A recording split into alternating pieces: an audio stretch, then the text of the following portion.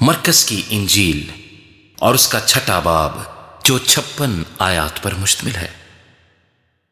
پھر وہاں سے نکل کر وہ اپنے وطن میں آیا اور اس کے شاگرد اس کے پیچھے ہو لیے۔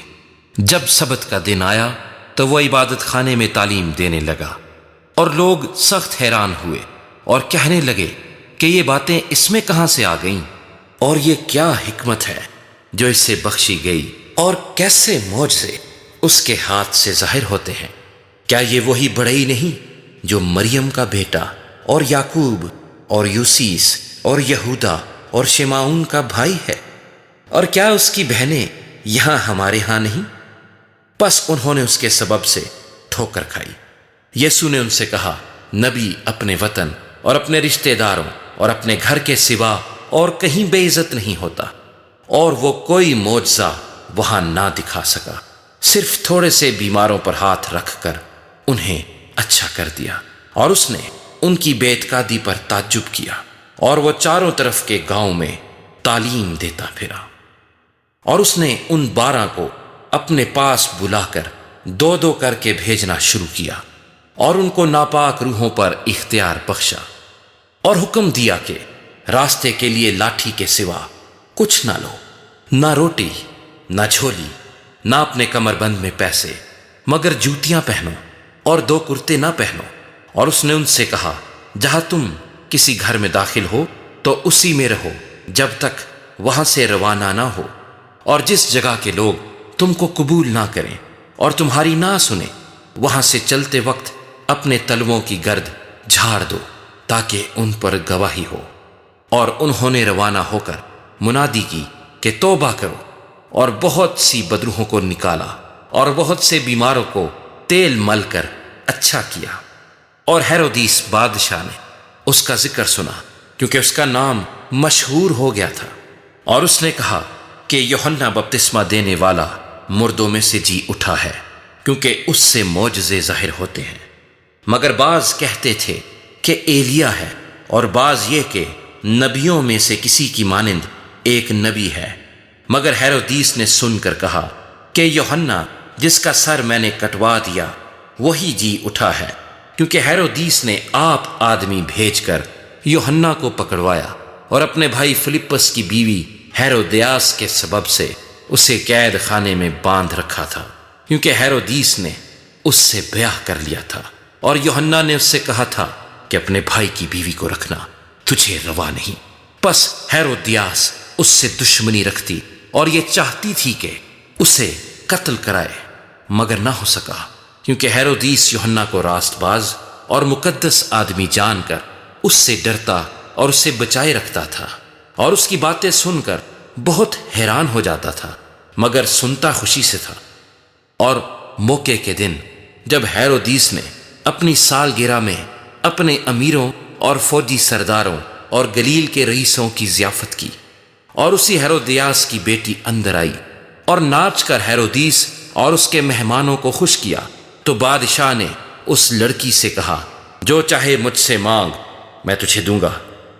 اور اس سے قسم کھائی کہ جو تو مجھ سے مانگے گی اپنی آدھی سلطنت تک تجھے دوں گا۔ اور اس نے باہر جا کر اپنی ماں سے کہا کہ میں کیا مانگوں؟ اس نے کہا، یوحنا بپتسمہ دینے والے کا سر۔ وہ فلفور بادشاہ کے پاس جلدی سے اندر آئی اور اس سے عرض کی، میں چاہتی ہوں کہ تو یوحنا بپتسمہ دینے والے کا سر ایک تھال میں ابھی مجھے منگوا دے۔ بادشاہ بہت غمگین ہوا، مگر اپنی قسموں اور مہمانوں کے سبب سے اس سے انکار کرنا نہ چاہا۔ پس بادشاہ نے فی الفور ایک سپاہی کو حکم دے کر بھیجا کہ اس کا سر لائے۔ اس نے جا کر قید خانے میں اس کا سر کاٹا اور ایک تھال میں لا کر لڑکی کو دیا، اور لڑکی نے اپنی ماں کو دیا۔ پھر اس کے شاگرد سن کر آئے اور اس کی لاش اٹھا کر قبر میں رکھی، اور رسول یسوع کے پاس جمع ہوئے، اور جو کچھ انہوں نے کیا اور سکھایا تھا سب اس سے بیان کیا۔ اس نے ان سے کہا، تم آپ الگ ویران جگہ میں چلے آؤ اور ذرا آرام کرو، اس لیے کہ بہت سے لوگ آتے جاتے تھے اور ان کو کھانا کھانے کی بھی فرصت نہ ملتی تھی۔ پس وہ کشتی میں بیٹھ کر الگ ایک ویران جگہ میں چلے گئے۔ اور لوگوں نے ان کو جاتے دیکھا اور بہتیروں نے پہچان لیا، اور سب شہروں سے اکٹھے ہو کر پیدل ادھر دوڑے اور ان سے پہلے جا پہنچے۔ اور اس نے اتر کر بڑی بھیڑ دیکھی اور اسے ان پر ترس آیا، کیونکہ وہ ان بھیڑوں کی مانند تھے جن کا چرواہا نہ ہو، اور وہ ان کو بہت سی باتوں کی تعلیم دینے لگا۔ جب دن بہت ڈھل گیا تو اس کے شاگرد اس کے پاس آ کر کہنے لگے، یہ جگہ ویران ہے اور دن بہت ڈھل گیا ہے، ان کو رخصت کر تاکہ چاروں طرف کی بستیوں اور گاؤں میں جا کر اپنے لیے کچھ کھانے کو مول لیں۔ اس نے ان سے جواب میں کہا، تم ہی انہیں کھانے کو دو۔ انہوں نے اس سے کہا، کیا ہم جا کر 200 دینار کی روٹیاں مول لیں اور ان کو کھلائیں؟ اس نے ان سے کہا، تمہارے پاس کتنی روٹیاں ہیں؟ جاؤ دیکھو۔ انہوں نے دریافت کر کے کہا، 5 اور 2 مچھلیاں۔ اس نے ان کو حکم دیا کہ سب ہری گھاس پر دستہ دستہ ہو کر بیٹھ جائیں۔ پس وہ 100 اور 50 کی قطاریں باندھ کر بیٹھ گئے۔ پھر اس نے وہ 5 روٹیاں اور 2 مچھلیاں لیں اور آسمان کی طرف دیکھ کر برکت دی، اور روٹیاں توڑ کر شاگردوں کو دیتا گیا کہ ان کے آگے رکھیں، اور وہ 2 مچھلیاں بھی ان سب میں بانٹ دیں۔ پس وہ سب کھا کر سیر ہو گئے، اور انہوں نے ٹکڑوں اور مچھلیوں سے 12 ٹوکریاں بھر کر اٹھائیں، اور کھانے والے 5000 مرد تھے۔ اور فی الفور اس نے اپنے شاگردوں کو مجبور کیا کہ کشتی پر بیٹھ کر اس سے پہلے اس پار بیت سیدا کو چلے جائے جب تک وہ لوگوں کو رخصت کرے، اور ان کو رخصت کر کے پہاڑ پر دعا کرنے چلا گیا۔ اور جب شام ہوئی تو کشتی جھیل کے بیچ میں تھی اور وہ اکیلا خشکی پر تھا۔